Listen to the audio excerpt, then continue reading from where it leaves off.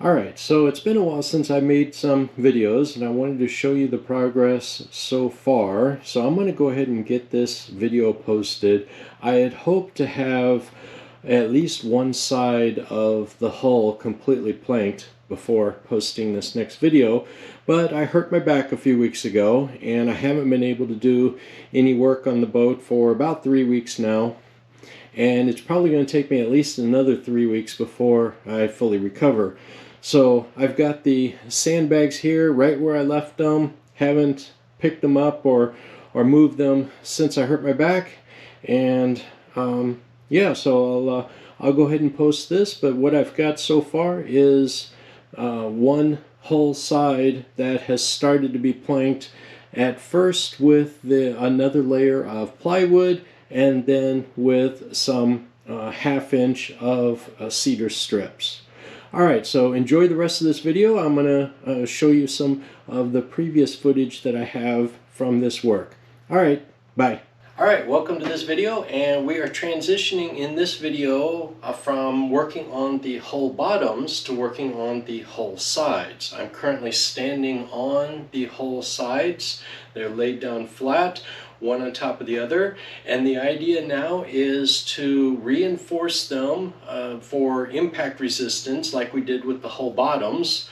Only with the hull sides, most of the hull sides are going to be reinforced with an extra layer of 6mm plywood, only maybe slightly above the water line to all the way to the lowest edge will get reinforced with the half-inch cedar strips. Alright, well that's the plan. Let's go ahead and start working on it. The first piece is ready to go down, and just like the hull bottoms where we start with the straight side, we're also going to start here at the top edge of the hull side, which is straight, going all the way down, and we're going to be putting on this strip of 6mm plywood. And you might wonder, why did I make a very narrow strip of 6mm plywood that is almost 20 feet long? And the answer is that I didn't. This is the cutoff from the original hull side when we cut it to the proper height, and I saved this cutoff thinking that it might come in useful, and it is. So we're going to use this instead of throwing it away or cutting it up. This is going to make the first straight piece that will get epoxied in all along here. And because the back end actually lengthens as it goes down, then when this piece was up here, it was cut off from up here. So as it gets slid down, it's no longer long enough. So I have a little filler piece here that I'm going to put in here at the very end to make up that extra inch or so. Alright, so I'm going to put some epoxy down and get this long strip glued in place. This took me about 1 hour, just at about 1 hour, to get this strip glued down with epoxy, and I almost have enough sandbags. I have a few more bags, but I ran out of sand. I had these made up earlier, and I just had to finish it off with a little bit more weight down here. Epoxy doesn't need a lot of clamping pressure. It just needs to be held firmly in place until the epoxy cures. So I think this will be good enough. And let's see, while it is settling in, I made sure several times to check the alignment. For instance, making sure that the edges here line up between this extra 6mm plywood and the plywood underneath it. So yeah, so everything is lining up and the sand should hold it in place. The temperature here in the garage right now is about 78 degrees Fahrenheit. So 1 hour of working to get this glued down is well within the working time of the slow cure hardener that I'm using with the epoxy. So it's good. In fact, I could move it around a little bit now if I needed to. But everything is in place, so I'm just going to let it cure.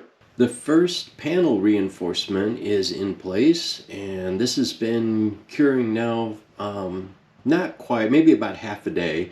This took about 1 hour to lay down the epoxy and get this set in place. I'll remove the sandbags and show you what it looks like when you can actually see the panel. And here is the panel with the sandbags removed and the plastic removed. And what I'm looking for on this is to make sure, to verify this, is to make sure that the panel is, securely attached to the hull side without any gaps. So if we come along here, there is some squeeze out of the epoxy. Even though I wiped this, they're just sitting here with the sandbags on it for several hours. I managed to squeeze out some more epoxy. I'll have to scrape that off. But you can see that there are no gaps along here, which is good. And even down here at the corners, I made sure to put a sandbag at each corner to make sure that these corners were firmly attached to the whole side. So yeah, it looks good. There is a bit of a gap along here, and that's fine. I will fill that in with some thickened epoxy. This will be the outside of the hull, and all of this will get covered with fiberglass. So any spots like this that need to be filled in, any gaps like this that need to be filled in, it'll all be covered with fiberglass. So alright, so that was a success, and I need to put some more panels. So putting some panels all along the length of the whole side, and then after that, from this point, from here to here will be the extra 6mm panel, plywood panel, and then from here down here to the end will be the Western red cedar. Okay, all of the plywood panels are now epoxied down to this side of the hull. This is the first one, and then here is the second panel. The first two are 8 feet long, and then the last one is cut to fit down here with an angle at the end. And all in all, it went really well. The little notch that was taken out of this, when I cut this piece off initially, I just filled that in with the thickened epoxy, and it worked out really well. And so the next step is going to be to put the cedar strip planking from this point down to the bottom edge of the hull. So all of this will get the cedar strip planking. And then this side of the hull will be mostly done. I will need to come along and fill in some of these gaps. Like this will need to be filled in with some thickened epoxy, but I'll wait because there might be some gaps here in the cedar strips that also need to be filled in. Alright, so that's the latest update. The next step is to start working on the cedar strips. I have finished most of the cedar strips that I prepared earlier. So these are the cedar strips that I had milled down to a consistent dimensions, and here are the cedar strips that are still unprocessed. So I need to go through and prepare more of these to go onto the bottom side of the hull. Alright, that'll be enough for this. I'll continue with another update when I have more to show you. Alright, it's been a while since I've done work on the sailboat, but getting back to it, I've started with the first cedar strip plank, and I used up all of my sandbags. Now, I probably could fit more because most of these sandbags are hanging over the edge, and my initial plan was to put 2 full width strips of cedar planking, and then put the smaller strips down from here on out. The idea being able to clamp those together to remove any of the gaps.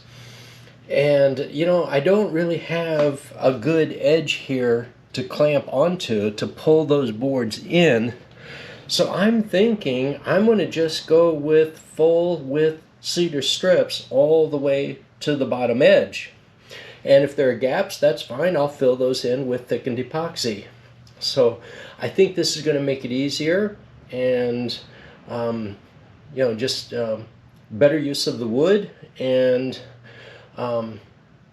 yeah, I just won't have to worry about so many cuts, and I'll be able to make better use of the sandbags, because if I'm going to be putting multiple of these down, then the sandbags can hold more than just one board at a time, which is good because this is all the sandbags that I have. So like I said, it's been a while since I've worked on the Sailboat. I've been working on the CNC machine, and I just cleared off the workbench. I need the workbench cleared so that I can start. I've got my thickness planer almost set up, and I'll be milling more of the cedar strips, and then getting those ready to go down. And I moved the CNC machine over here to this workbench. This will be its final home. So yeah, so that and I decided to go ahead and take a detour with the CNC machine because I really needed the larger workbench over here in order to put it together.